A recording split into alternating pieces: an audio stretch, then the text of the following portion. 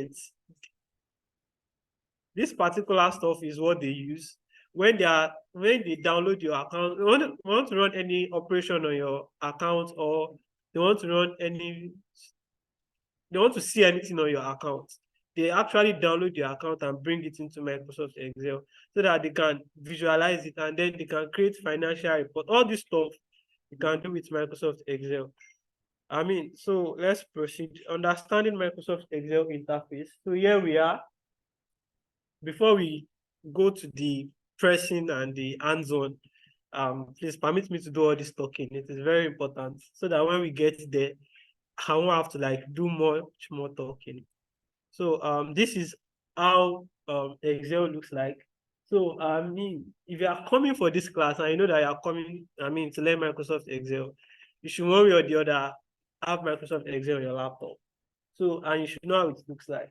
So I'll just be running us through this stuff. So we have the title bar. So I'll be moving between this slide and my next slide, which is where I've explained all this labeled stuff. So this is what my next slide looks like, and then this is my current slide. So we have the title bar. So the title bar, this is where you see, you see your search bar. So I said here, the title bar displays the name of the current workbook, the search box, your profile, and the ribbon display option. So I don't know if anybody can see my cursor. I would like you to see my cursor. So nobody can see my cursor. So just try and follow me intelligently, since I can't really point to where I am at. So the first thing you see there is book 1, Excel. Because this document is not saved, Excel is giving it a trivial name, book 1. And then the name of the software is Excel. The next thing you see there is the search bar. If you want to search for anything very quickly, you can search for any tool, you can search for any function, you can search for your data. Basically, the search bar that is up is used to search for tools and functions in Excel. Then you can also see your profile. You see a very small arrow at the top. That is ribbon display option. You can hide your ribbon, you can display your ribbon. Then the ribbon is the one that is directly under it. Now let's go and see what ribbon is. So the ribbon is the first row on the second table. The ribbon contains tabs like home, insert, page, layout, formula, data, review, and view, each containing group of related commands they are grouped together by what they can do, by their functions. So when we look at this ribbon now, this ribbon is on data, and we can see the ribbon. Let me come again and explain very well. So because the ribbon is the most important part. So if we don't get it, we are going to lose most of everything. The ribbon contains tabs. So we have your browser now, you can open multiple tabs. So here we have tabs. We have the file tab, we have the home tab, we have the insert tab, we have the page layout, we have formula, we have data. This tab is currently on data. That is the reason why you see that line under it. We have the review, the view, and the help tab. Now, each of these tabs, they have their functions. And each of those functions, they are further grouped into groups, what they can do. So under this data tab, you can see the get and transform data. That is the first group.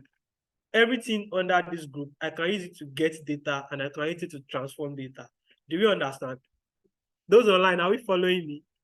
Please, can you drop your favorite emoji to know that, for me to know that you can still hear me and you are still following me. The second group is the query and connection group. This allows us to query and connect data from one table to another. Then we have another group. So we explain all this group later on. But let us just go, since we know that in the ribbon we have tabs, and under tabs there are groups, there are functions that are grouped together by what they can do. So we have the quick access tool. The quick access tool, what do they do? It provides quick access to frequently used commands such as save, undo, redo, print, spell check. When we see it, it is the one that is directly under the ribbon. You see auto save. That one, when you on it, whatever you are doing, it auto saves your work. Then we have the save, we have the undo, we have the redo, and then we have that arrow that is under it. That arrow allows us to add like our favorite function. Like, it is called quick access tab or quick access toolbar. So if I have a function I want to like access very quickly, maybe it is, let's say group or merge, I can actually add it there because I know that I'll be needing it from time to time and I want to quickly access it. So when you click that arrow, you see the list of options that is supported. Then we have the name box. Each cell has a name. In Excel, cells are arranged in rows and columns. So the name of your particular cell is the one that is displayed in the name box. For this particular one, we have the A1 as the name box that I'm currently selected. The one at the right top corner is A1. Then the next one is the function tab. The function tab contains list of predefined functions. If I have mathematics students here, the most common function is what? Look, any mathematics student or anybody that knows math or maybe you're interested in math, the most common function or the most auxiliary function, the one that everybody knows, y is equal to f of x. That's general term for a function. Y is equal to f of x, meaning that whenever I do f of x, I'm going to get y. Whenever I want y, I have to do f of x. So that equal to is there. So that is the function. So is equal to something, equal to sum, equals to count. We have the predefined function in Excel. When you click that function, you see the functions that are predefined. Then we have the formula bar. Here you can see the Okay, let me go back so that you can also read as I explain. Function tab. The tab contains all the predefined functions in Excel grouped together by category. You can use this to insert any functions that you want. Formula bar, it displays the contents of the currently selected cell. You can also use it to enter a data, or you can use it to Excel data. To edit data. Then we have column header and row header. So what this formula bar does is that it displays the content of your selected cell. If you want to edit that cell, you can go there, click it, edit it. If the cell is empty, you want to insert the data there, you go there, input your data, and it will be in that cell. So we have now the column header. The column header are the space that are labeled from A to AC and like that and like that. So it is those ones are the column header. We have the row header.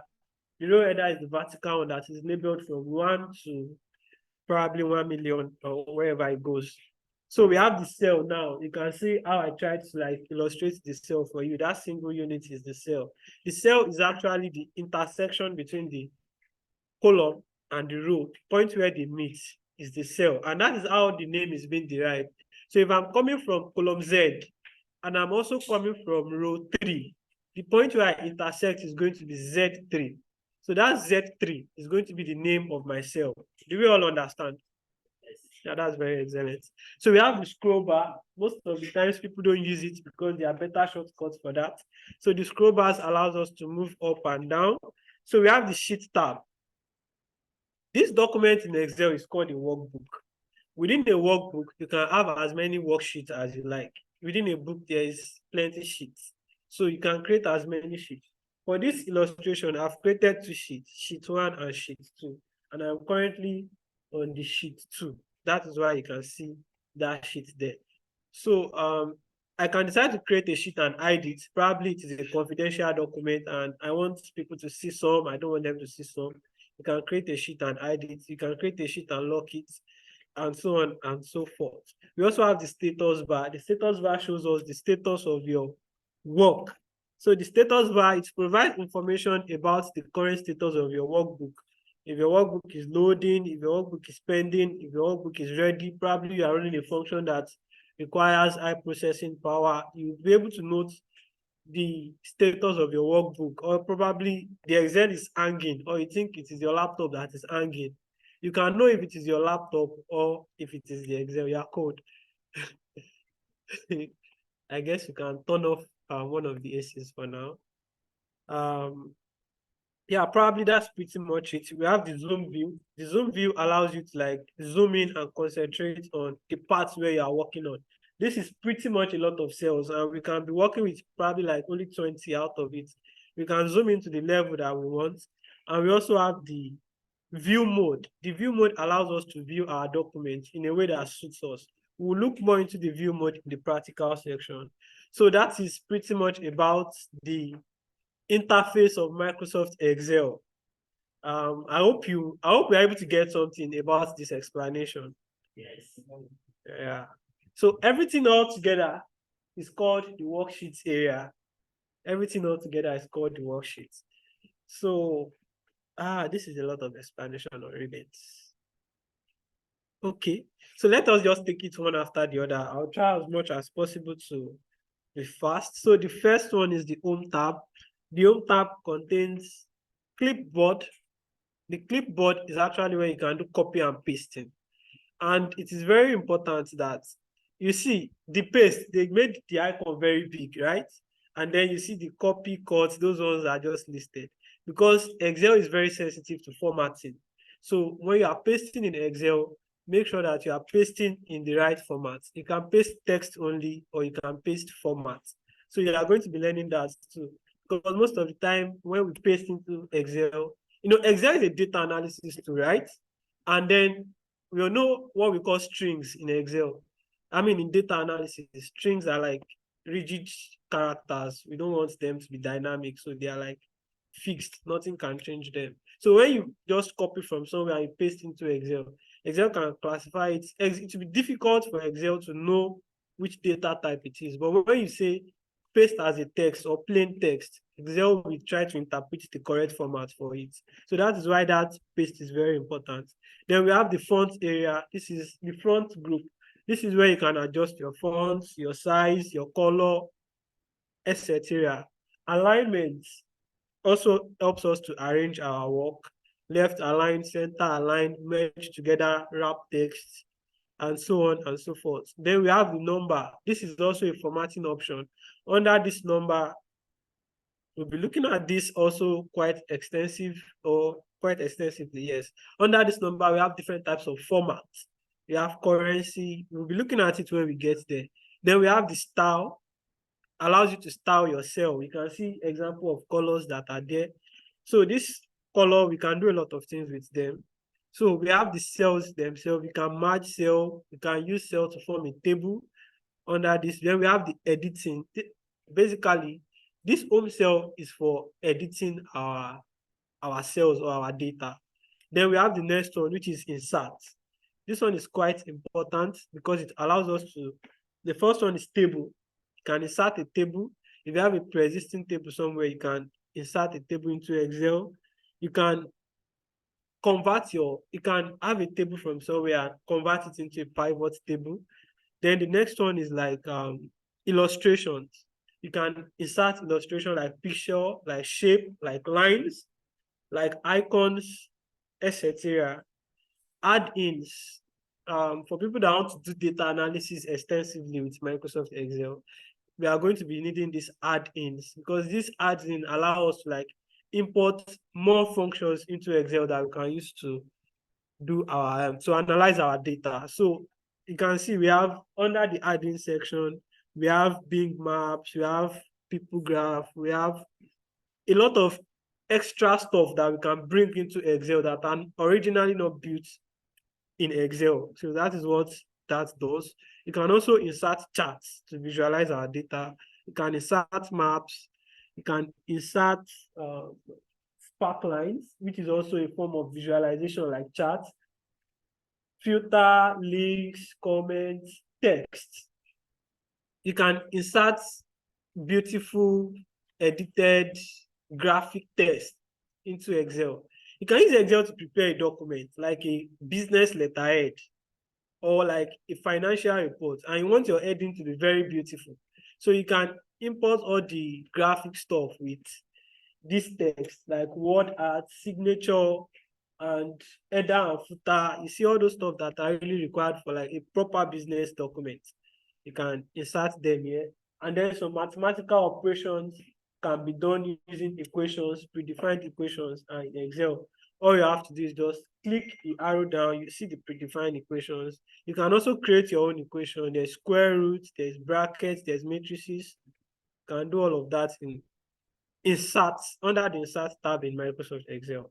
Then the next tab we are going to be looking at is data. Now, these data tabs, the first one is get and transform data. This allows us to get data. Probably you have a data somewhere, a data in your drive, in an external notebook, on the cloud, somewhere else. Your friend shares you data. You can get your data with this tab. You can get data, get TXT file. We'll be looking at these two. Another one is query and connections. Like I said, you can get data from it to a table, from another table that is in your Excel document. Like I can write a query to get data from somewhere and it will bring the data into my current document. I don't need to import the table. I don't need to bring the table. I can just get the specific data that I want into my current document.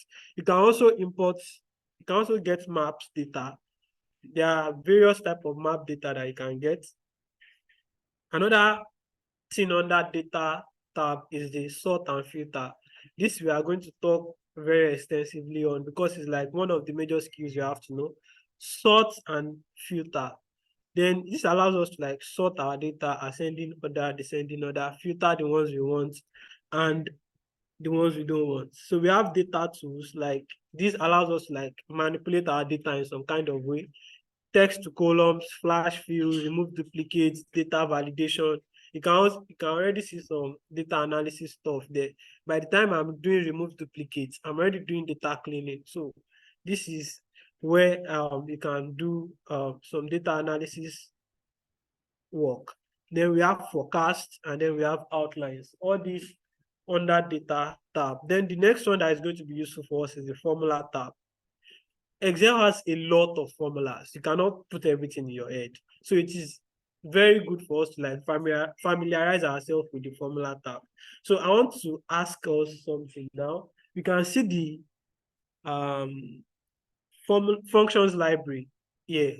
This function library helps us to access the already existing function in Excel. But who can tell us the very easy way to get the functions? Like I mentioned them earlier, like the very easy way for us to get the functions without even have to come to this formula tab. Like, okay, let's go back a bit. So if you go back to this Excel interface, you see that function tab, right? When you click it, you just see everything listed. You don't have to like come to the formula before you see the functions that are in the library. So we have defined numbers. Okay, we have defined numbers, we have formula auditing, we have calculations. These three groups just allows us to keep our formula in check, making sure that they give us, the correct result that we want.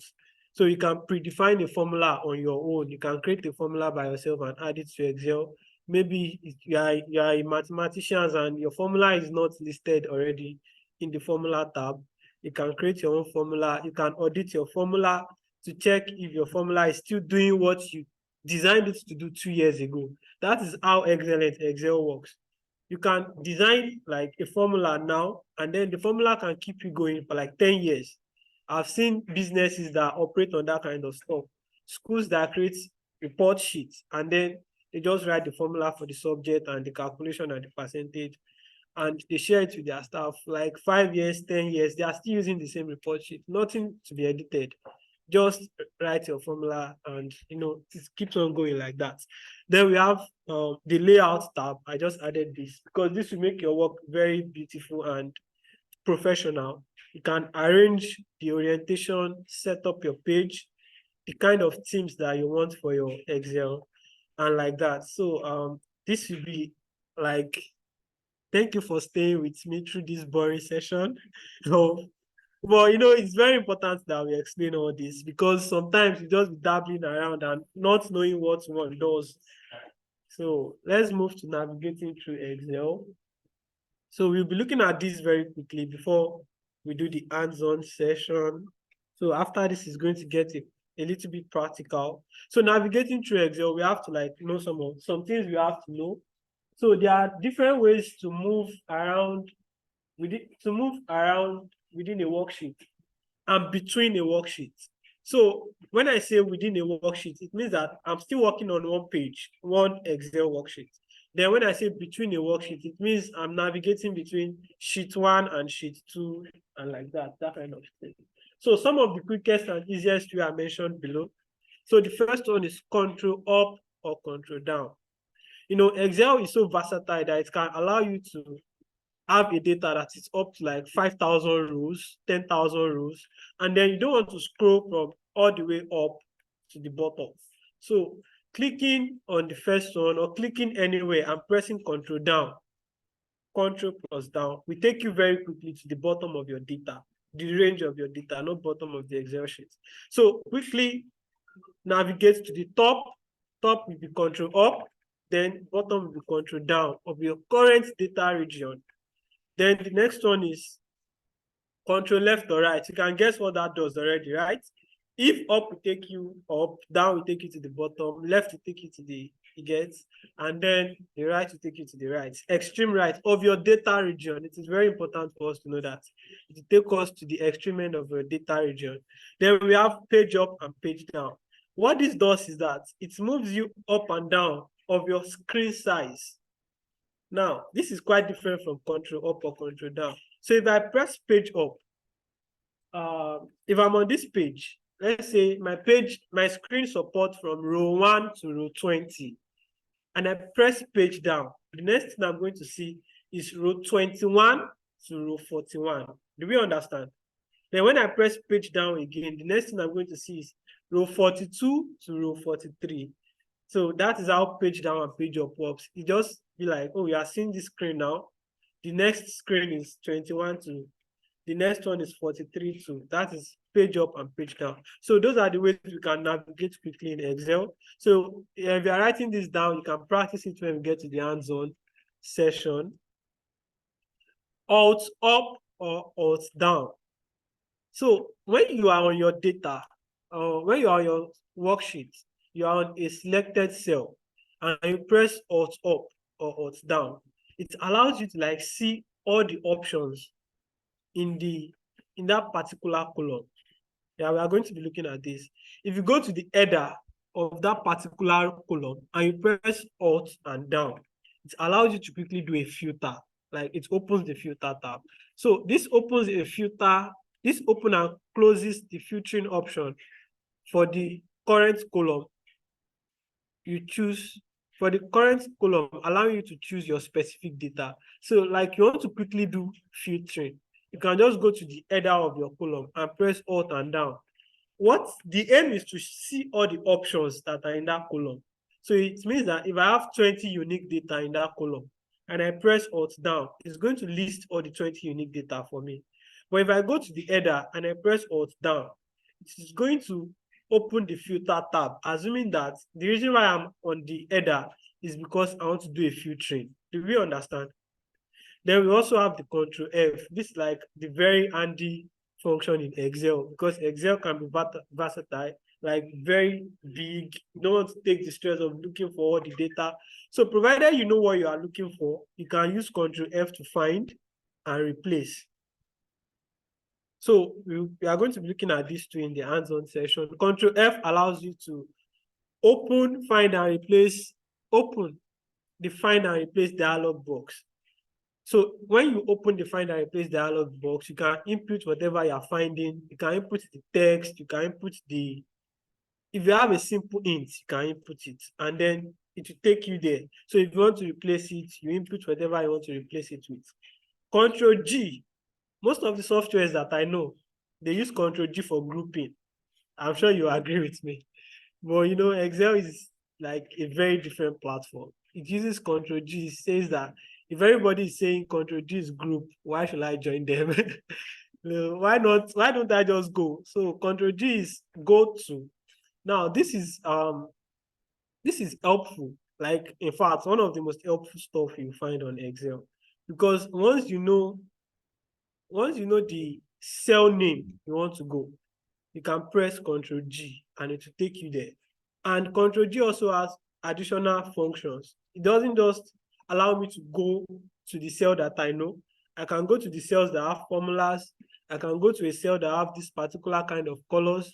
If I have like a name of person on my list and I want to see all of them, I can just say Excel, go to this, I'll enter the name and it will take me to the name of, it will show me the data that has all those names. If I have blanks in my data or I have error in my data, I can use Ctrl G to go there. Then another way you can move quickly in Excel is the name box. Remember the name box. The name box is here.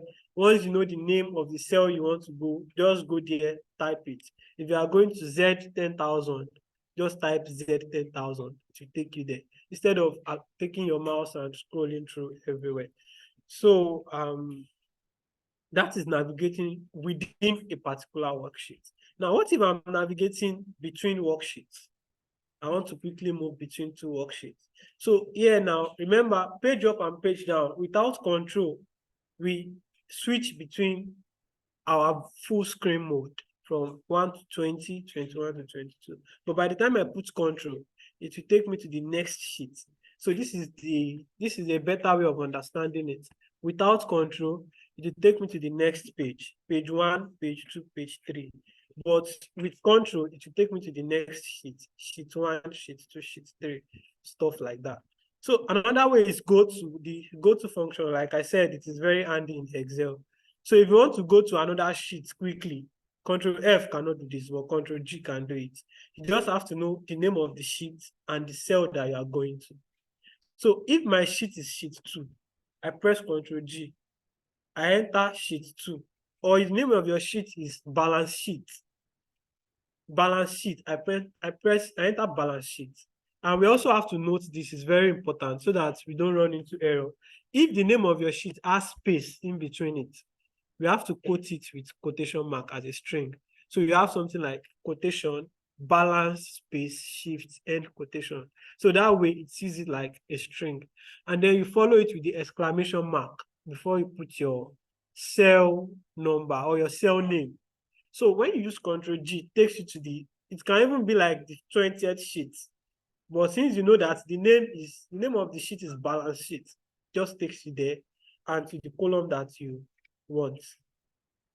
You can do this same exact thing with the name box. You just enter the name of your sheet and the name of your cell. So one more thing that we have to know is the control plus home or control plus end. Control plus home will take us to the beginning of our sheet, like the very first letter A1, if that's where your data started from. So if your data is starting from from cell A1, control home will take you to because Excel understand your data as a range. So if your data is starting with A1, it takes you to the beginning of your range A1. And if your data is ending at Z12, if you press Control End, it will take you to Z12. So if I want to highlight all my data, I can press Control Home. I can go home first. I press Control Home. No, that one will not highlight the whole data for you. I can press Home and then press Control End. While pressing Control N, I can hold Shift. I put it in a note here. Also note that holding Shift while navigating within the worksheet allows you to highlight the navigated area. So if I want to highlight all my data and I don't want to drag my mouse, probably my data is like, AAZ. Excel can allow you to have columns like AAZ. And then my rows is like 20,000. I don't want to drag my mouse all over everywhere. So I can just go home, pressing Control Home. Take me to the first space. Then when I want to go to the end, I have to press Control plus Shift, then End. It will highlight my whole data. We can experiment this when we get to the hands-on session, which is the session after this. Then the next thing we have to note is that I've already explained that. Note that the sheet name and the cell name are separated by an exclamation mark when using Control G and the name box to move within sheet. So we also have to note that they are separated by exclamation marks. So accurate data entry and formatting. So this is also one thing that you have to know. This is just one slide. And it is very important that we also know how to input our data accurately and formatting. So right here on this slide, I just listed some best practices that we allow us to input our data accurately. So accurate data entry and formatting in Microsoft Excel are crucial, and it's crucial for maintaining data integrity and authenticity, because sometimes you want to input your date of birth. You have input 1992, 12, and 4 as 1992 December 4. But Excel can take it as 19,922, or however it goes. But you know what I mean, right? That is because we have not entered our data in the right format. So it is very important for us to enter our data in the right format so that we can maintain the authenticity and the integrity of the data, which is one of the important factors in the data ecosystem. Click the cell that you want to enter your data. Don't assume that you have clicked it. Make sure you click it, or don't assume that it is already there, because that's like one mistake that we do. I still do it, people still do it. We just assume that once I press this thing to go there, make sure that it is there. You can see it before you enter your data, so that you are entering the data in the right cell and you are not overwriting another data. This is one of the most annoying things when you are using Microsoft Excel. If you are not on the right cell and you are entering data and there's already a data in that cell that you are entering, you are going to overwrite. I don't want to know how long that data is. Even if it is only one you press, you clean everything that is in that data, in that cell. Take, for instance, you have a cell that contains somebody's email, and then you just want to indicate very next to it that, yes, this email is valid, and you are representing it with yes. And you have not ensured that you have clicked that cell very well. You just assume that you have clicked it. Then you are on the email. You just press yes, yes. You see that yes, it will overwrite the email that's in that cell, and it can be very annoying because it is a very costly mistake to do. So make sure that you are on the exact cell and then you type into the cell that you want to input data. Use appropriate data type and formatting option. So we have list of data format options. The ones I told you we'll talk about extensively. The first one is the general. On default, data formats are always on general. There's difference between data types and data formats, but for the sake of Excel, we talk about the data format first. In our subsequent classes, we talk about data types. So the general is used to display general text, like display format that has numbers, the way you enter them. Okay, similar to the way general is like normal text and numbers. Let's take it like that. Text and numbers. Then we have numbers, which can take decimal values, which can take zeros in front. Even numbers will not take zeros in front. Numbers will not take zeros in front. Then the next one is currency. Currency allows us to put the currency sign. If you are inputting your data in number, in dollar. So this will allow Excel to also understand what you are doing. And then Excel has this intelligence of predicting your next stuff. So if Excel understands the data you are inputting, that you are inputting probably $900, the next row you input $800, Excel can predict for you that your next row is $700. And it will put the sign there because you have formatted your data properly. Do you understand? Yes. So we also have accounting. This allows us to do more of accounting, adding, subtracting of. This is more like currency, but we can add decimal values. We can do percentage. We can do more with accounting than we can do with currency. Then we have the short date and the long date. You know about the short date, the one that we just write 12. Today's date is 22. 22/01/24. That's like the short date. Excel understand that too as a date, not as a number. Excel can also understand the long date. 22nd January 2024. Excel understands that.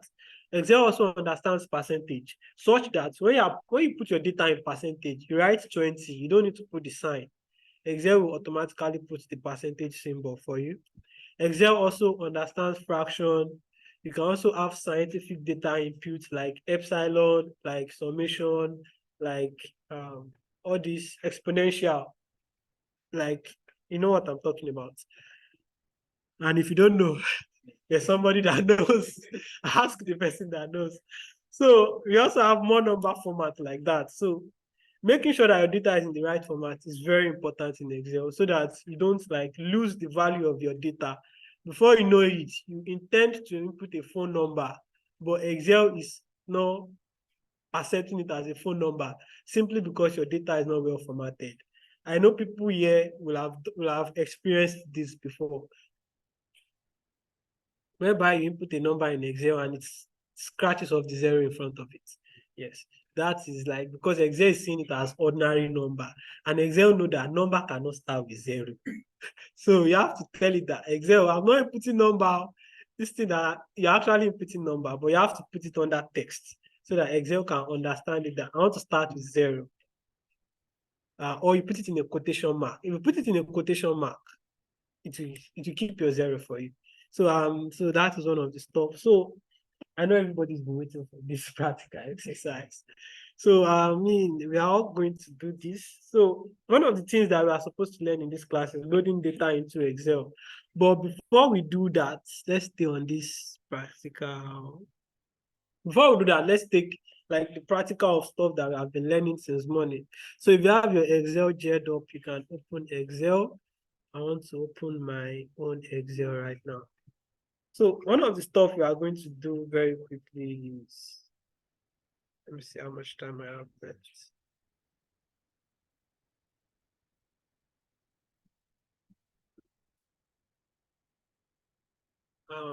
Can you see my screen? Mr. Ajibola, can you see my screen? Okay.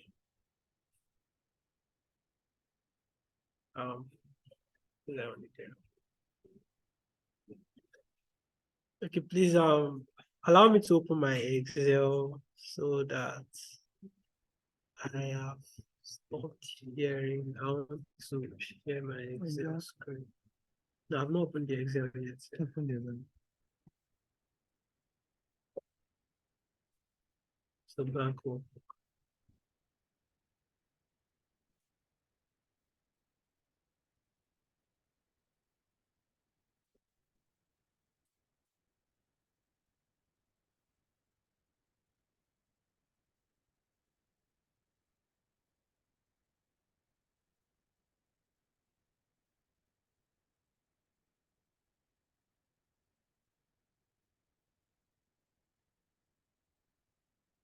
Okay, so this is my Excel workbook right here. So one thing I want to do now is you want to create the data. I want to input it in Excel. So we already understand the interface. So okay, let me not say we already understand the interface. We are getting to familiarize ourselves with the interface. So here is what our data will look like. We all are going to create the data. It's just going to be very simple data, just to practice data inputting and formatting. So we just finished 30 December, and I'm sure people here, you need to take care of yourself during this December because January is, we are in January already, and we can see that we are all serious learning Excel. So this is what will happen. We want to create a data set, assuming I am a ticketing company, or assuming you are a ticketing company, or probably you are a data analyst for a ticketing company, and you have the privilege of hosting like 5 shows during December.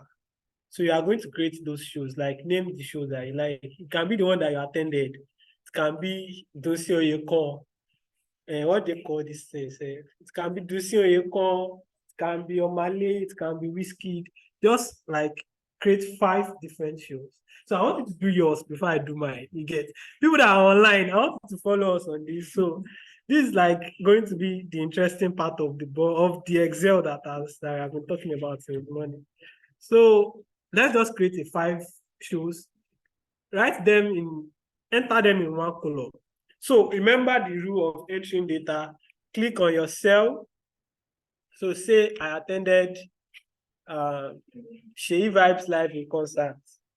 So I'm starting here. You know, the cell has been clicked on. Let me even click on another cell so that we can see the authenticity of this. So I click on this cell. I say Sheyi vibes.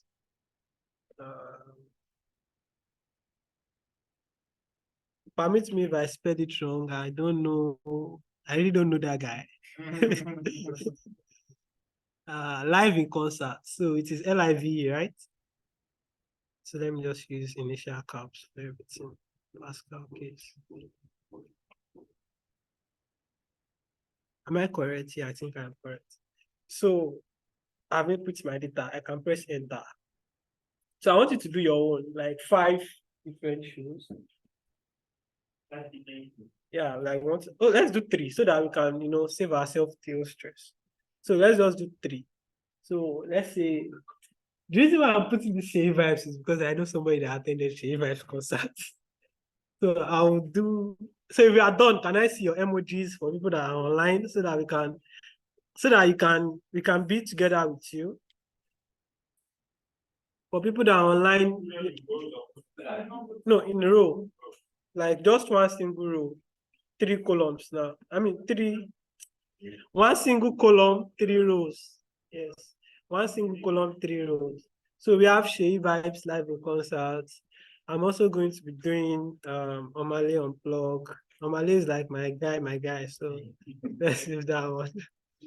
Omale Unplug. And then I'll also do let me also do Sincerely Benson. Benson is also my guy. So I have my own 3 shows here. These are the 3 shows that my company got. So I'm already doing stuff that I did not tell you about. Okay, let me take it back so that I can tell you about everything. Now you see that this first one is entering another cell, right? But in the real life, it's not entering another cell. It's because if I click on it now, you can see the name box is saying G10. And you can see the formula bar, the text is Shey live in concert. So, but if I click the next one, you see that it is empty, there's nothing there. And then the text box is saying, the name box is saying H10. So that is to tell us that there's nothing there, everything is here. So it means I can expand this to occupy my text. Or I can also do text wrap. Text wrap will allow my text to fit into that space that I have provided. So let's do text wrap. So I want to highlight my column. For a very easy way to select all the data in a single column is just to come to this column header, click it, it will select all the data in that column. So I want to wrap it so that all my data enters that. So you can do text wrap. You can see that it has broken the cell down such that everything enters one cell, right? So that is what we mean by text wrap.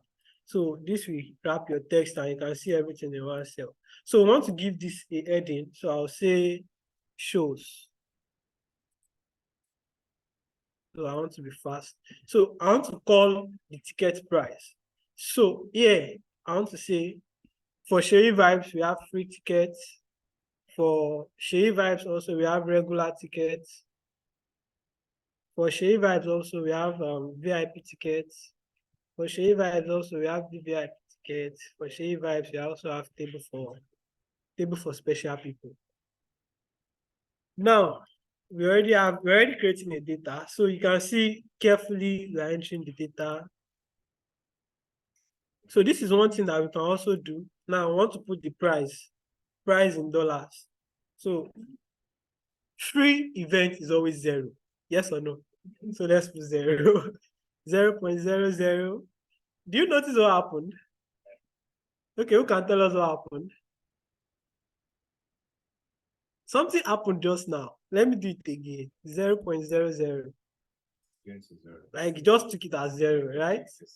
Yes, exactly. Because we are under general and then we are not under decimal, and then it's going to take it as 0. So this is one of the important things about data formatting. We've seen data entry. Now, what about formatting? So what if I do dollar 0.00?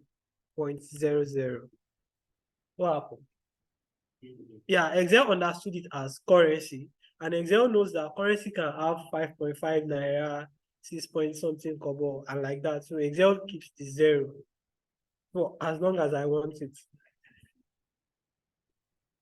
Okay, sorry, that is gone because I was looking for this tab. So you can see that it has changed to currency. Ordinarily, default is general. Do you see that? But because I put $sign 0.00, this cell is now currency.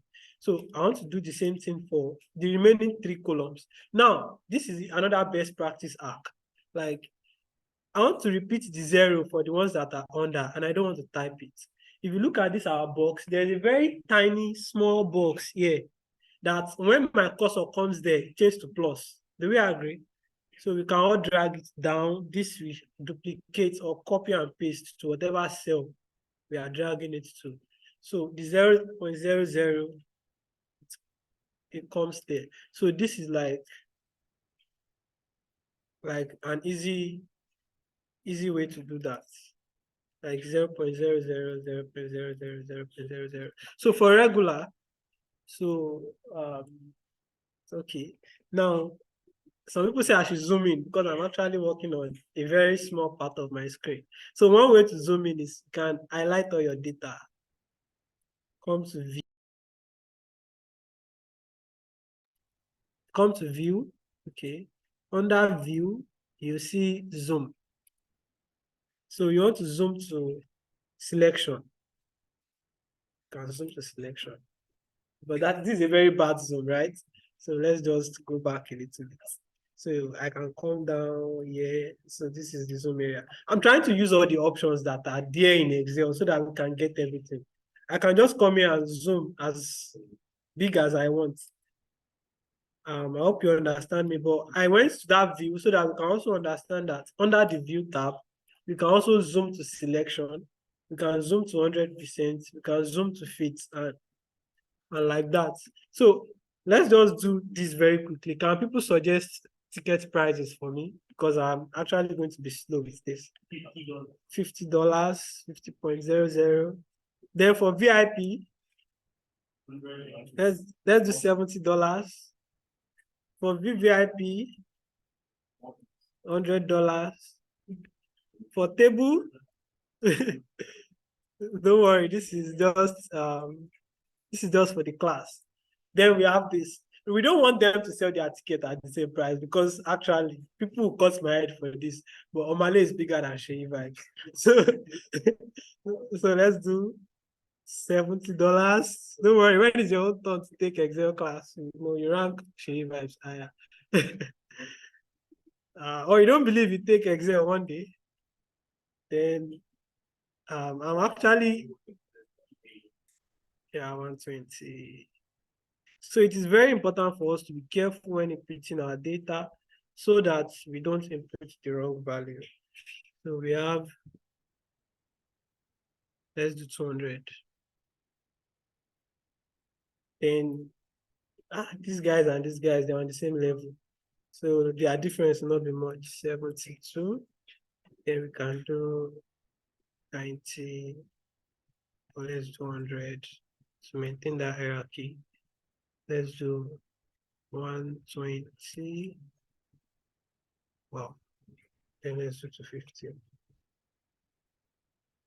So this is just for the sake of the class. Now, if you have done this, you have successfully input your data. So we can do a little bit of formatting also to show us that this is a table. We can highlight this data.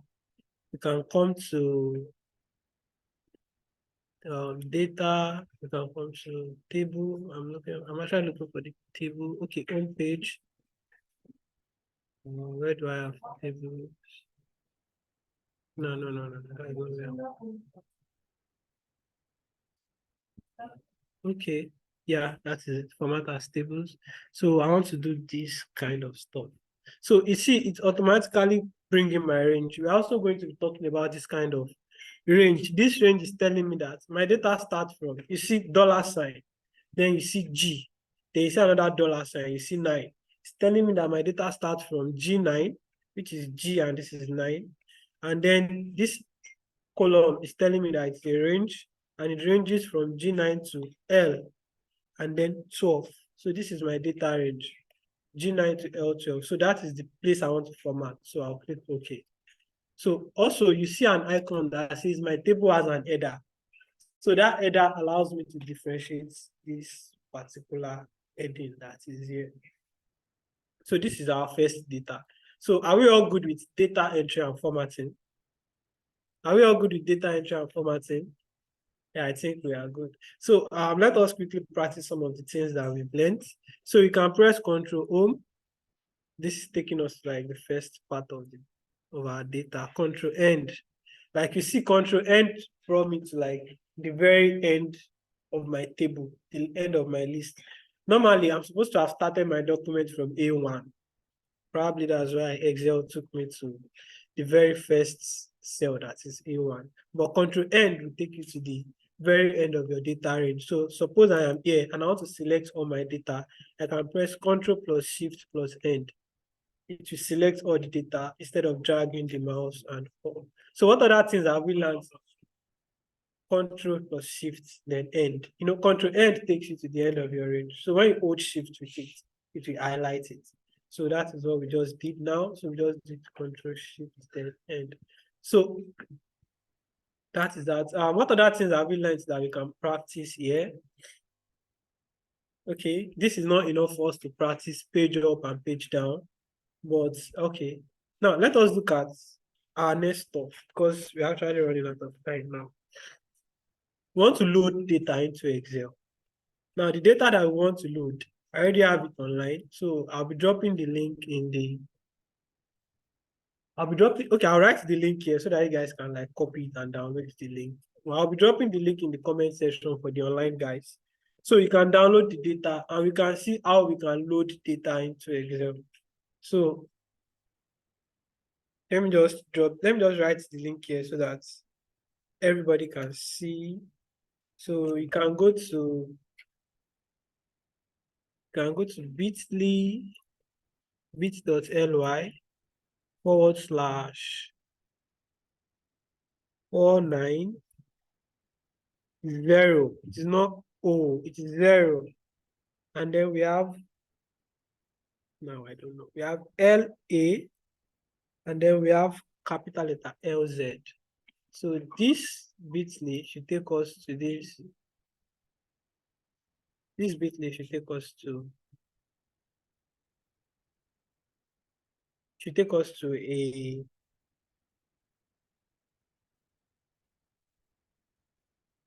it should take us to this data. I want to show that the link is valid. Yes, it should take us to this data. So this is the data that we are going to be using for our hands and graphs. So once you come here, if your data is open like this, that's probably because you have Drive. Just click on File, Download. Don't download as PDF, download as XLXX. Download as XLXX. XLXX. We are going to be, I'll talk about all this stuff. Like, I don't want to go back to the slides. So. Okay, yes, very. Let me just come here.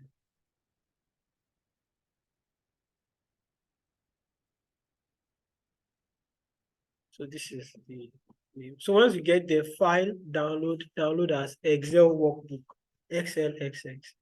So once we download the data, you know our downloaded data will be on that download, right? So we want to look at how we can get data into Excel. So for this reason, I'll create another sheet. So to create another sheet, just come to this plus new sheet. Okay, so I have file. Sorry, let me allow us to. Have you downloaded the data?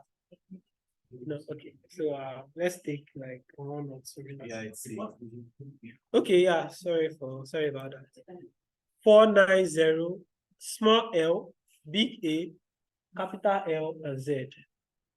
Small L, big A, big L and Z. The Z is small.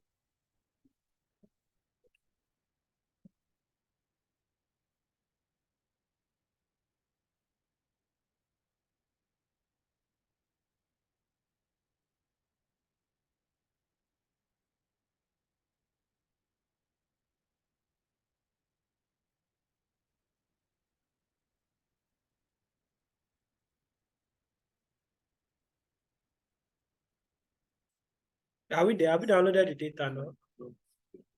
So we click file, under file, we click download, and under download, our data will be in the download folder. And if you are not seeing it as an Excel document, you'll probably be seeing it as a Google Drive preview. If you need help with downloading the data, you can just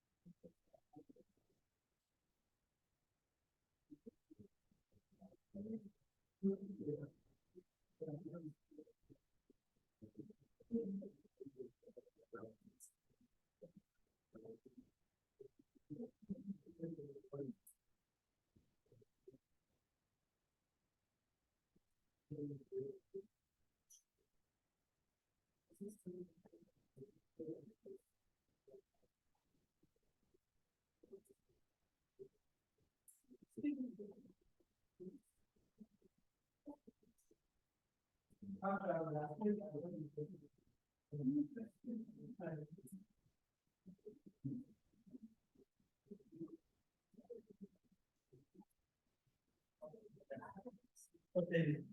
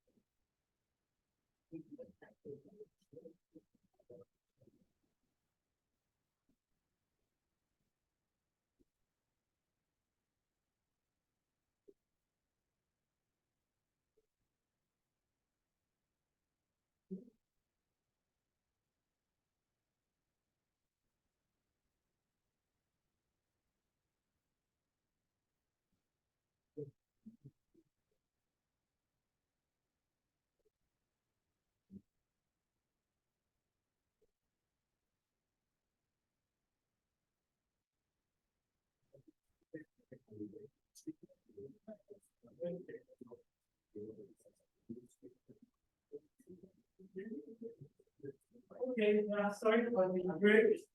We have to make sure that everyone has the data. So if you are having problem with the data, a very quick run through again. Just come to this cell where you have typed it. This is 490. L for lion or L for library. L for small L, capital A, big L, which is capital L, and then small z.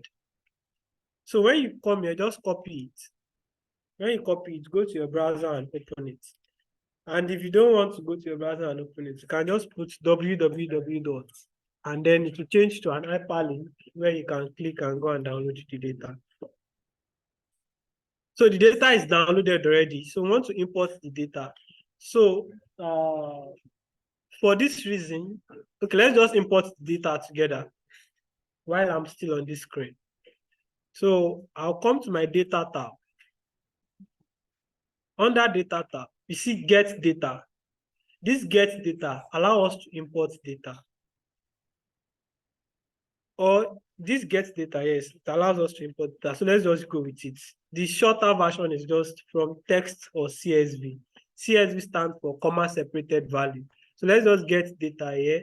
From where? From text or CSV. Realize that the option that is here is the same thing as the one that is outside. We just brought it out because it's very common for people to use text or CSV file. So that is why it is outside here. So from, if you have an Excel workbook or a CSV file, what we downloaded is actually an Excel workbook. So we are going to be selecting Excel workbook. So when you select Excel workbook, I think I have my file under, yes. So I have my own file here. This is my Excel workbook. This is the file that you downloaded.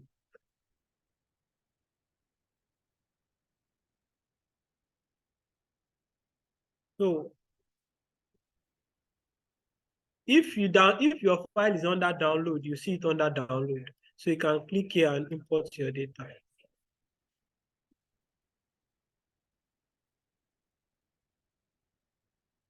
Now you see this navigator here. This is telling us that we are going to have this sheet that we are about to import. Do you also get this screen when you click that? You did not get it, Abby? Yeah, that is because the file that I downloaded is only one sheet. The file that is on my own computer is 2 sheets. So that is why it's telling me that I have one that is containing the table, and then I have one that is, I don't know what this one is containing. Okay, previous downloaded on Saturday, previous downloaded on Saturday. So I'll just pick one and then I'll load it. So I'll pick this one and then I'll load it. No, I don't want to pick this one. Okay, they are the same thing. So you can see that it created another sheet for me automatically. Like I have sheet 1 and sheet 2 before. Then it created like a sheet 1 copy for me. So this is the data I've imported. Data. People might feel difference. Another data. Well, I was guessing it's another data. Yeah, the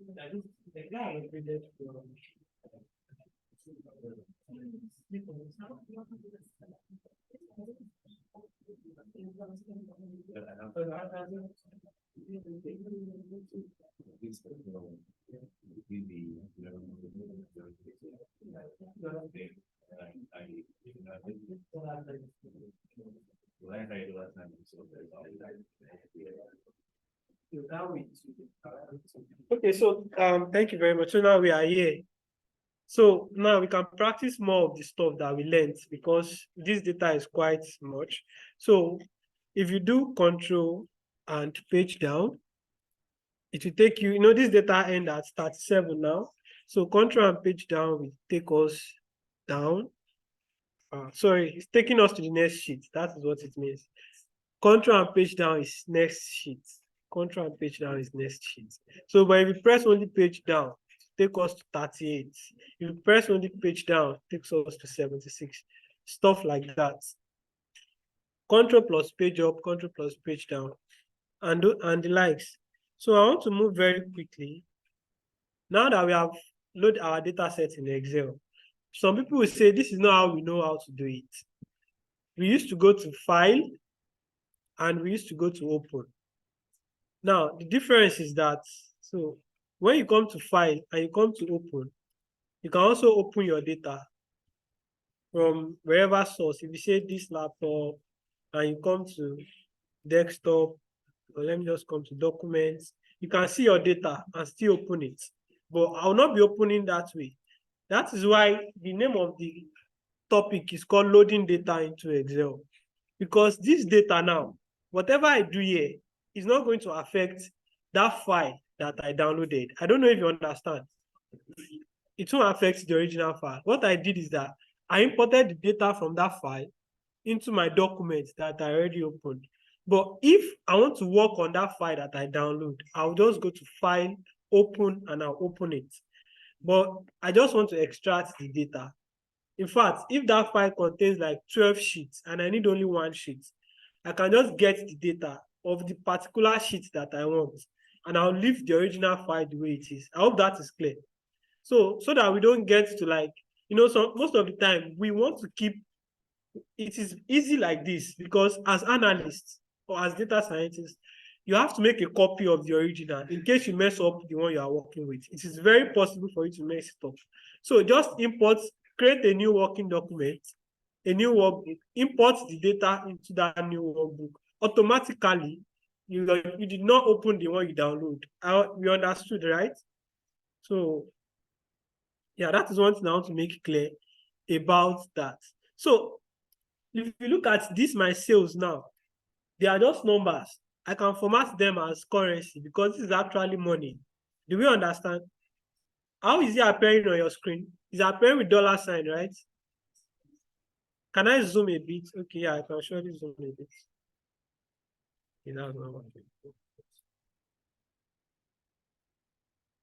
Now, this my sales, they are numbers. I don't know if they are ordinary numbers on your own screen. So your own has dollar sign, right? Yeah, it has dollar sign. The data I uploaded, like I've already worked on this somehow before uploading it. So I can format this as currency. I just come to sales and then I click currency. You see, it automatically gave everything like the dollar sign. This is also in percentage. Rating are mostly measured in percentage. So I can come here and say format and I say percentage, which is actually here. So I want to remove the 0.00. So it is very easy for me to do that. I'll just come to data. It's actually under Home tab. Yeah, this is it. This is this icon here. This one will take it back like, okay, this one will take it back 1, 2, 3. So there's no 0.00 there in my data again. So basically, this is the data that we'll be working with. So let's go back to the slide and continue our learning journey. If you have any question at this point, you can ask me. Yes.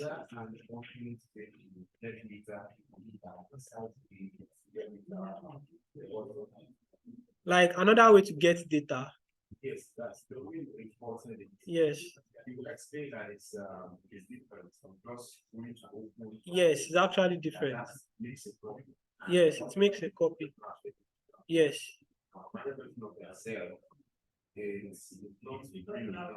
So did you see get query?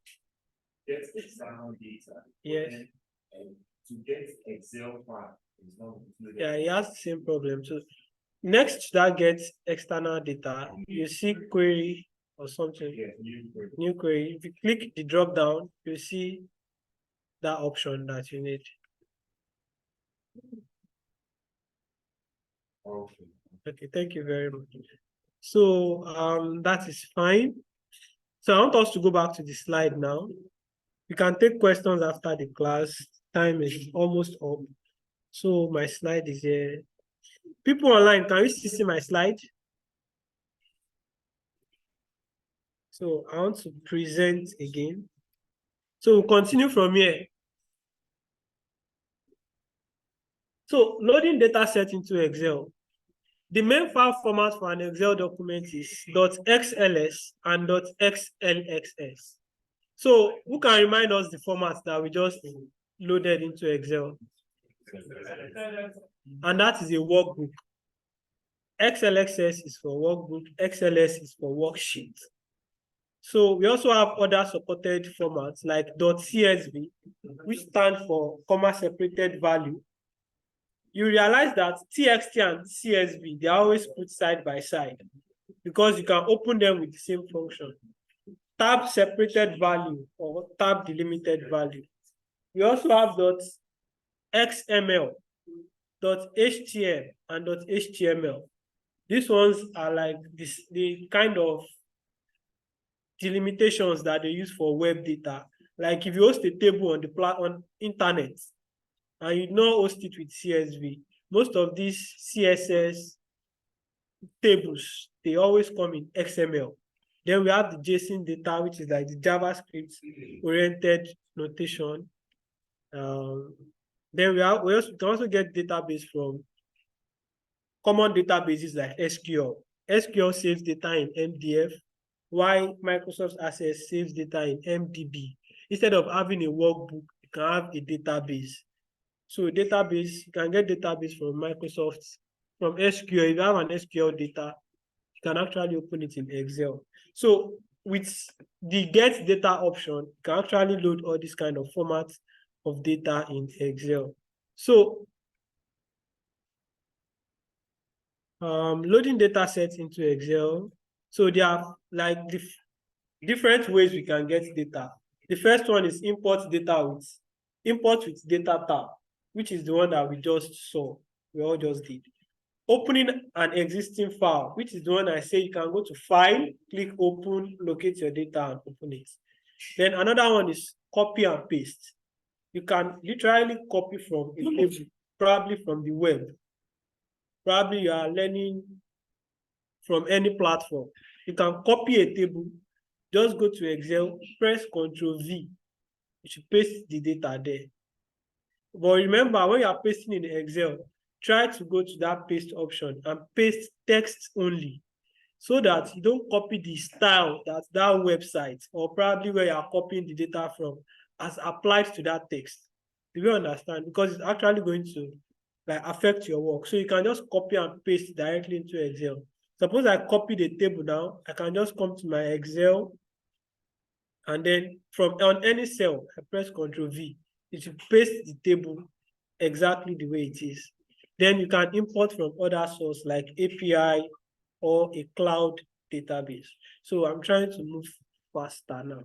So visually exploring our data in Excel. For this session, we'll be moving into the Excel sheet, or I'll be giving us instructions on what to do. So exploring data in Excel. Understanding our data is a fundamental prerequisite for any data analysis work to get insights from the data. So it is important for us to like browse through the data and understand the data. So various ways by which there are plenty of ways to explore data visually. We are not doing all the statistical way of exploring data now. We just want to look at our data. Really?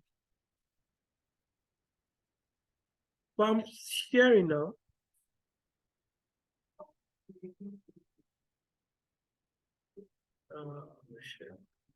Okay, I think I'll have to stop sharing and share again. I'm really sorry about that. It said stop that the Excel that. Yeah, stop sharing.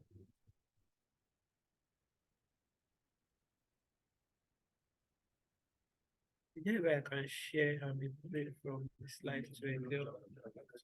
From the slide to Excel. I can't do this.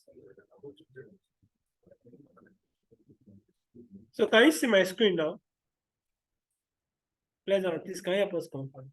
Okay, thank you. So I just confirmed that it is going to be difficult for me to come to the slide, go to Excel, come to the slide, go to Excel. But I have my contents like prepared in this slide.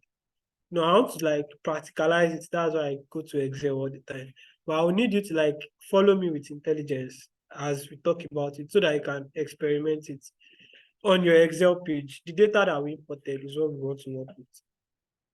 So there are two basic ways that we'll be looking at. We're looking at the sort and the filter method to explore the data. So the sort method is like arranging the data. We want to sort it ascending or descending. So there are various ways we can sort to explore data. Ordinarily, if I want to know the biggest number in the data and the smallest number, I can sort ascending order to give me the smallest one at the top, right? If I sort in descending order, it will give me the biggest one at the top, yes or no? So from that, I already know the range of my data, which is the difference between the smallest and the difference between the what? The biggest. So that is like one easy way of visualizing data.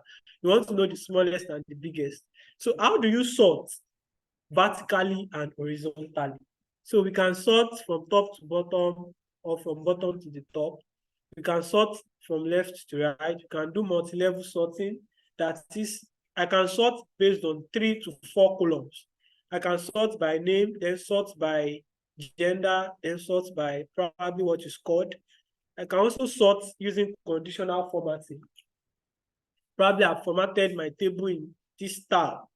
So I can sort by the format of my table. I can sort by color or font. I can use custom lists to sort. So sorting is very experimental. Like it's something that you use from time to time based on what you want to prioritize in Excel. So let me just move to my next slide. Okay. Yeah. So sorting from top to bottom. This is like the guide on how to do it. Like I really want to like go to Excel and show us now. So you can click on any of the columns.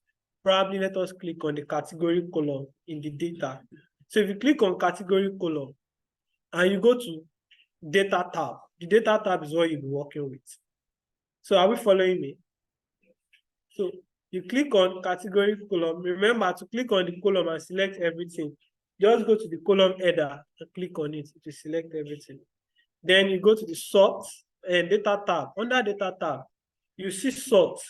That sort, the sort button. Under it, you see sort. And then beside it, you see AZ, ZA. Just click on the sort. The shortcut is to press the AZ. The AZ will sort it from A to Z. I wish I can show you what I'm talking about right now, but unfortunately I can't. So if you click on the AZ, it will sort from A to Z. So if you click on the ZA, it will sort from Z to A. So that's like top to bottom, bottom to top. What about left to right? For this left to right, we experiment with data that we created ourselves. Did we all get the top to bottom sorting? No. Yes. I guess so. So I think I'll have to do this. So people that are online, you have to like follow us like stylishly. So let me just escape myself. So it will tell me I've stopped sharing. I want to share the Excel again so that we can all see it. So allow me to share my screen. Allow me to share this. I can share my entire screen, right? So that I can move from side to side. Yeah, I know. But it's always best. But they want me to share my window on my screen. So allow me to just do this.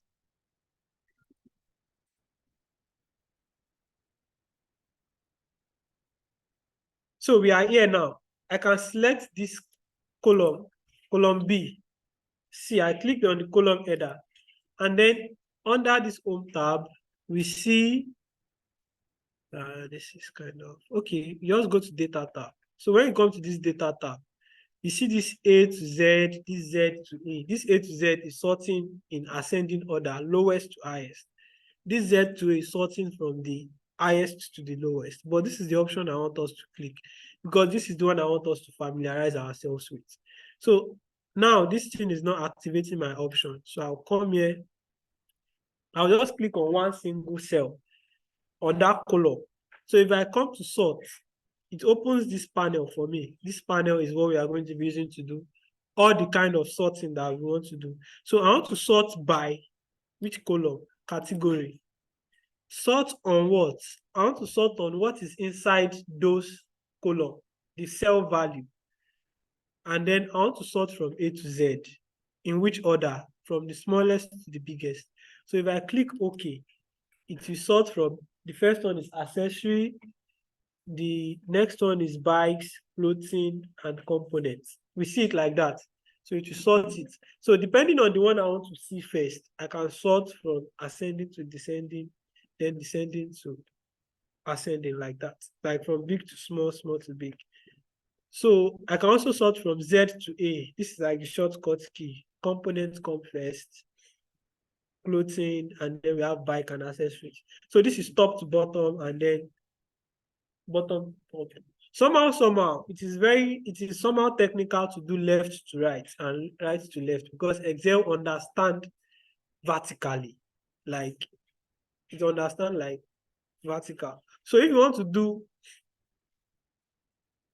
do left to right, let's come to our data that is here.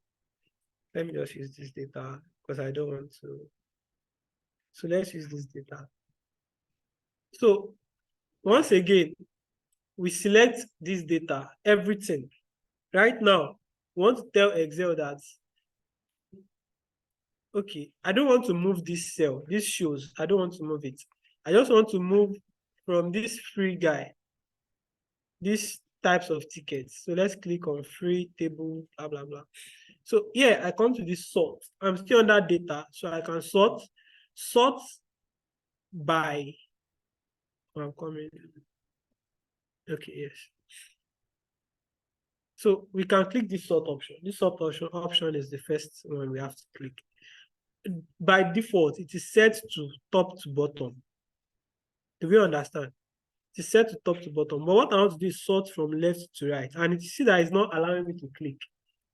It's not allowing me to click, right? So what I'll do is I'll cancel it, cancel it. The reason being is that I have specified that this my table, the head is this free, regular, VIP, and everything. So I have to come back and format my table and say that this table does not have head. So I come back to table, format table as ordinary table. I don't want it to have head. Okay, let me just clear formatting. Clear format. Oh shit.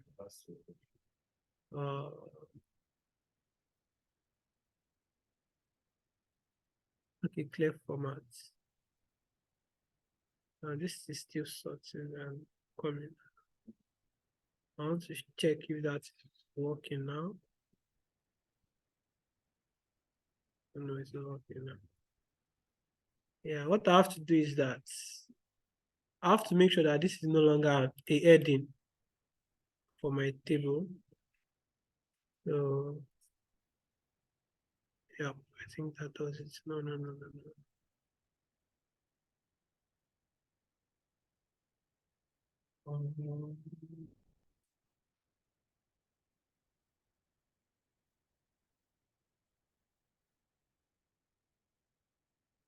No, it's taking it away.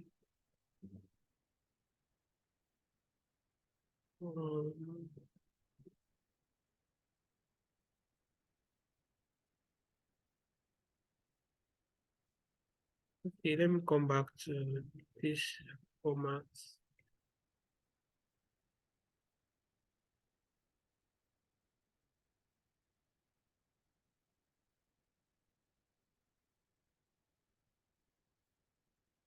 Okay, so what I'll do is that because of our time, I'm finding it difficult to see the set first column as header. Not supposed to be very far. Yes. So because of our time, I'll just copy what is here. I would insert a new cell here, just under it. No.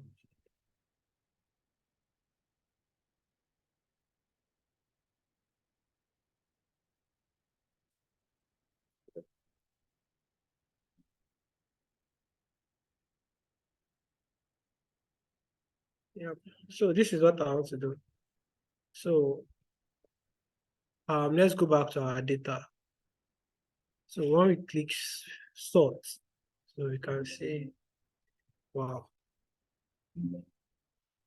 it's still sensing this as, so why is it not working?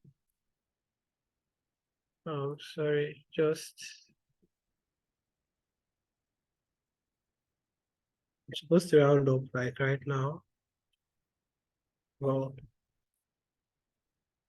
I really want to show us this.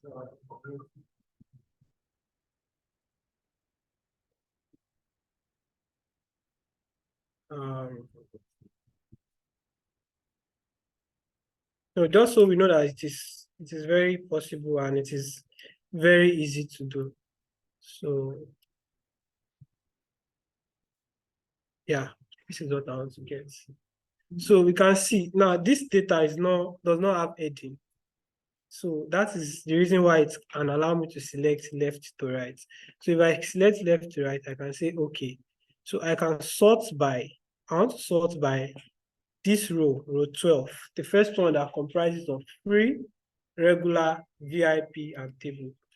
I'll sort it on cell value, and then I can sort it in ascending or descending value. This time, let us try descending value. So you see that the VVIP comes first, the VIP comes, the table comes, regular, and then the free. So this is like descending order down the lane. So what we just have to do is that once we click on the sort, like let's select a cell. Once we click on the sort, we have to come to option and change it from the default, which Excel masters, to left to right, and then we can click on OK. Yeah, other level of sorting, like the multi-level sorting now is that I have sort on. So let me go back very fast. Sorry, trying to be fast. So the multi-level sorting, let's come here. Let's do sort. So we sort on category Z to A. We can add another level to it and sort on probably product. We can sort on cell value and then sort in ascending order. So what this will do is that it will first sort category in descending order, then later sort product in ascending order. So you can add another layer and sort probably the sales too. So you can add as much layer you want to sort. So probably I want to first of all work with components, and I want to work with components from A to Z. So it will sort all of components for me, and then it will sort everything under components in A to Z, and let us see how that works. So you see components here, and then you see everything under components A to Z. Then come clothing, you see everything under clothing A to Z. It will come to bike, everything under bike A to Z. So this is how we can visualize our data. So here now, unlike the first kind of sorting, that the way we imported our data rather, everything is scattered. But now I have organized my data for components to come first. Then I have everything under components right in front of it. So if I need information about components, I'll just see it right here without bothering myself with clothing, bikes, or accessories, or any other thing that falls under that. So the next kind of formatting is conditional formatting. And after that, we have formatting with custom lists. I'll just jump to the custom list code. Probably, I don't want to see components first. I want to see custom clothing first, followed by bike. That is not in ascending order anymore. My list is now scattered. You can create your special list by which you want to format it. The order you want, you can write it out. So if you want bikes first, write bikes. You want components to come after bike, write components. I think the component has S. Then you want, let's say, accessories to follow next. Just say accessories. Then you want, what else is there? Clothing to follow next. You can say clothing.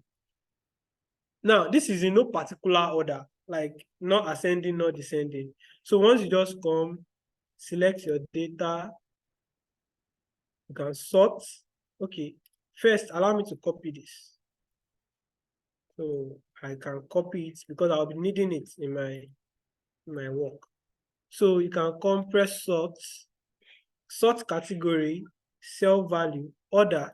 Under this order, you see custom list. So in this place, you paste your list, which you have copied, which is not allowing me to paste it. So I'll just type it instead. So I'll just do bikes. I'll do components. I'll do accessories. I'll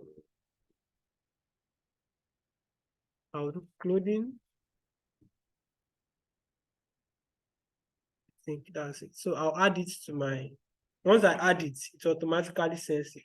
So if I click OK, and I click OK here to sort my data according to the list that I've created, not in A to Z or not in Z to A. So bike comes first, component comes next, accessories and clothing. So that is all about sorting. It allows me to see what I want to see without exploring the old data.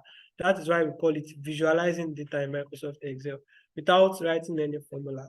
So please allow me to take 7 more minutes so that I can round up by 3:10, and I'll quickly look at the very last thing I want to share, which is filtering.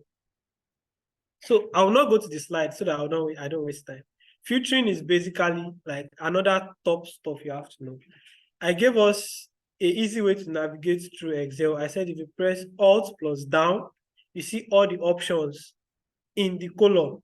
But if you go to the header and you press Alt plus down, it opens the filter panel. So let us try that. Let us come to this bike. Press Alt and down. Like Alt and down. You see, it shows me all the options that I have under that column, the 4 options. I don't need to go to the 10,000th row and use my eye to look at everything. It just shows me all the options that are there. Let's do the same thing for the products. So this product, we really don't know the options that are there. So just press Alt plus down. That's control. That's control, my bad. So that's Alt plus down. So you can see this one is a little bit longer, but it still allows me to scroll through and see everything that is there yet. So I know there's beep shorts, there's beep bike racks, there's motor brackets, without even scrolling through the whole Excel sheet, because it can be longer than this, trust me. So I can actually quickly see all the entries that are there. But if I want to quickly filter, I come to this header, I press Alt and down. Because this is header, sorry, it's not saying it as. Okay, first thing we have to do is, on this header now, you have to apply this filter. So allow me to select this. See this filter here, apply it. So once you apply it, click on it, make sure that it is active. So once you apply it, it is there. So if you come here and you press Alt and down, it will open the filter pane for you. So this filter pane, what happens here is that you can select the ones you want to see and uncheck the ones you don't want to see. So let's do it for category, because that one is just 4. So Alt and down. So I can uncheck components, I can uncheck accessories, I can uncheck bikes. And then the only thing that is left is what? Accessories. So it means that for this data, the only thing I'll be seeing is accessory. So let me click OK. So now you see that everything here is what? Accessories. I filtered my data to show me only accessories. So I have just 4 more minutes. Oh, sorry, I took 1 more minute. So this very last thing is what I'll show. I agree with me that you are going to dash me 4 minutes. So let's unfilter it so that we can see everything. So you can as well see everything that is here. So this one that I want to show us is very important. So this filter, this data tab, this advanced filter, it allows us to select unique value. We have seen that there are 4 data here. There's 4 data type here. What if I want to extract those 4 data and I want to paste them somewhere in my document? So I can say, so let's just copy to another part. So copy to another location. This one allows me to see it apart from this sheet. So I can select my list range, come here, select my list range is from, let me just type it in, B2. So, oh shit, I don't know where to work.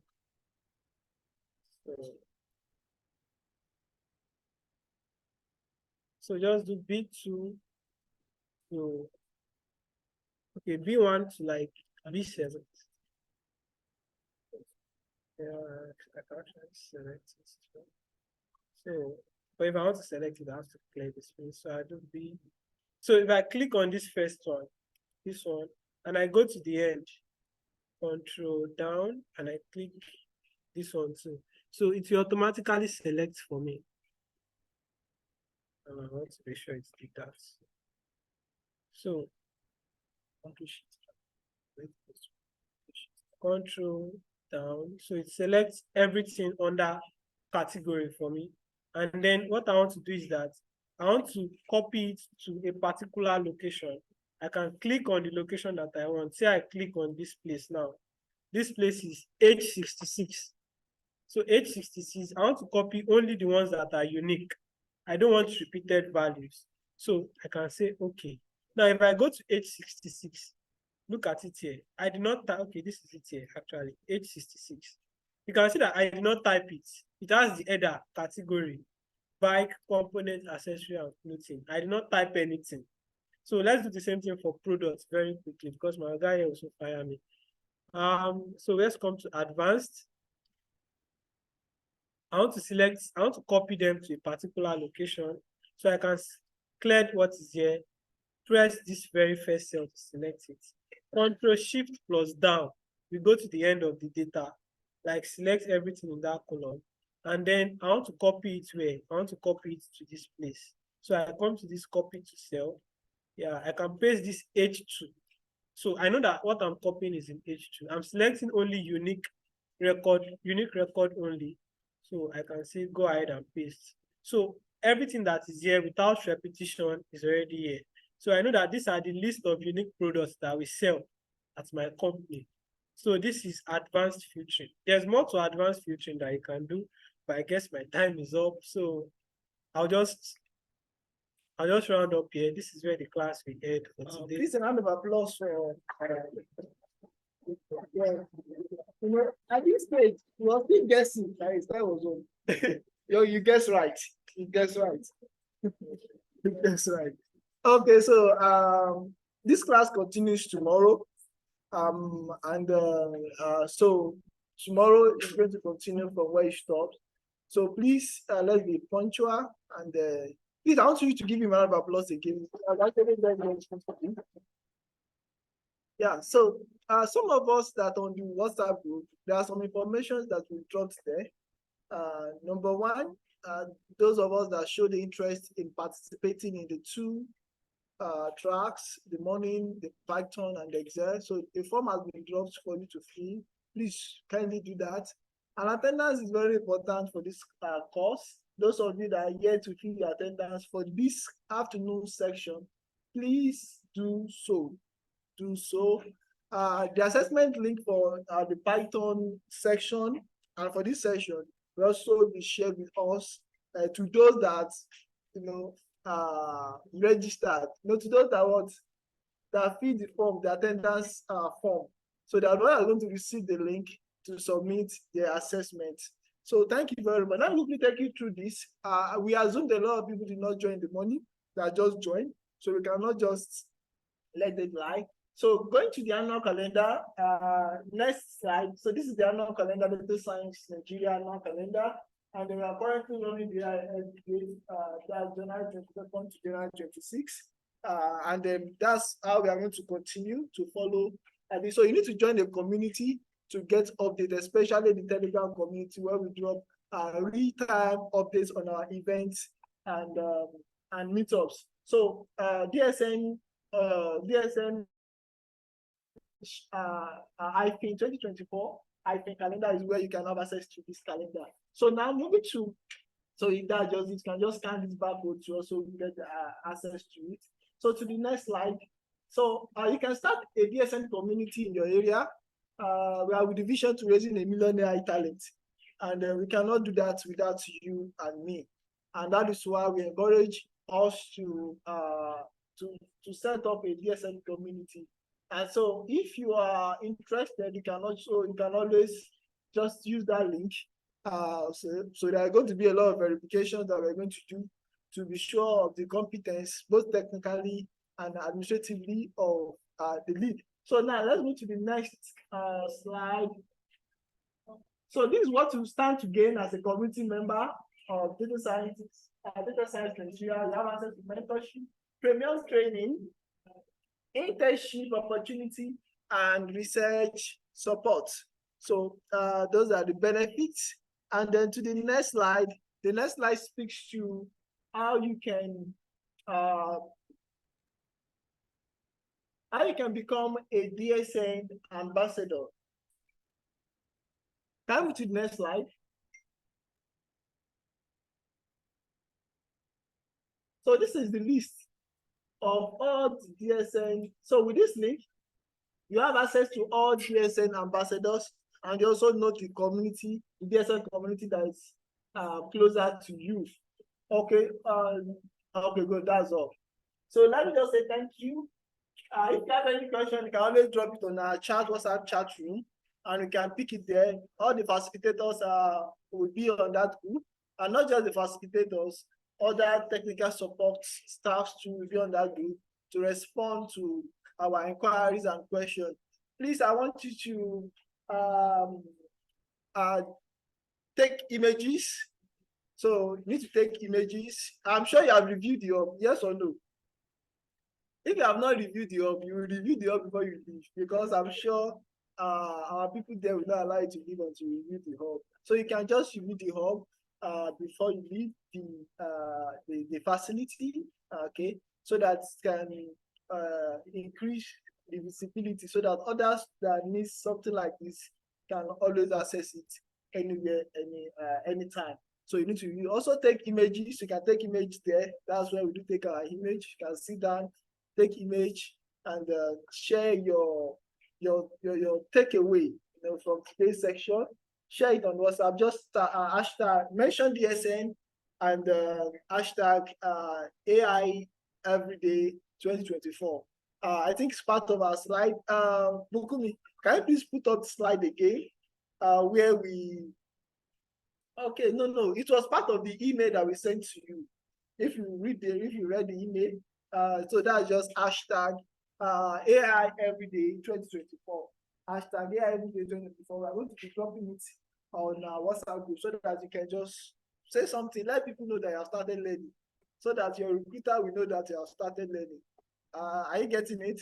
Okay, good. So thank you very much for joining this session. See you tomorrow, same time, okay? And it's going to be more interesting. So thank you very much. Okay, those online, thank you very much. Some people are raising up their hands. Is there any, do you have any question? Farida? Isaiah? Any question? Okay, no question. Maybe they just forgot to put down there. So we can continue the conversation on our WhatsApp group. So thank you very much, and do enjoy the rest of your day. Yeah. We reached out and got 1,300 proposals, and half of those came from Africa. And my next visit back to the continent, which will be in October in Senegal, we'll have a chance to celebrate the winners of that contest that looked very, very promising.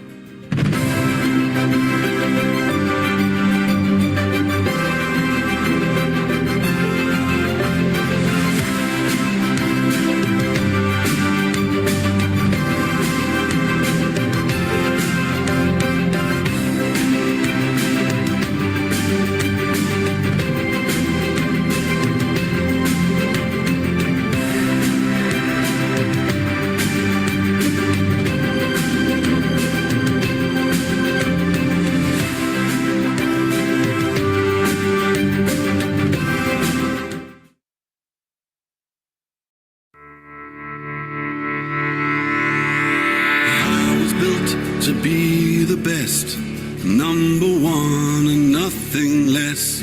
Lead me to my destiny. I have waited patiently. Ladies and gentlemen, and the winner is DSN Data Science Nigeria. On me, so stand up for the champions, for the champions. Stand up, stand up, stand up for the champions, for the champions. Congratulations, DSN, on winning the AI ML Excellence Awards at the AOT 5.0 Awards. We all want to say congratulations! For the champions, stand up.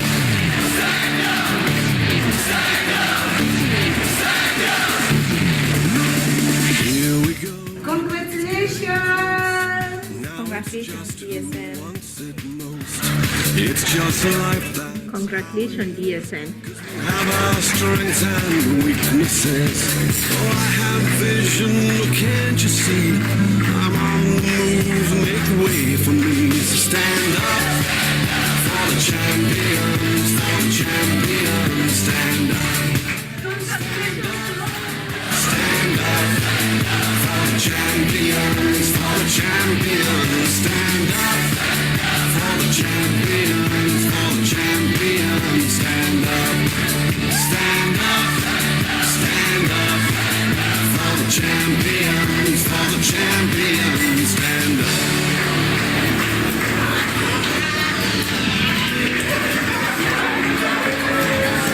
And when I fall down, pick myself back. Congratulations to DSN. Fall down, I have to pick myself back up. And when I fall down, I have to pick myself back up. And when I fall down, I have to pick myself back up. You did it. Stand up, Congratulations, DSN. champion, stand up, stand up.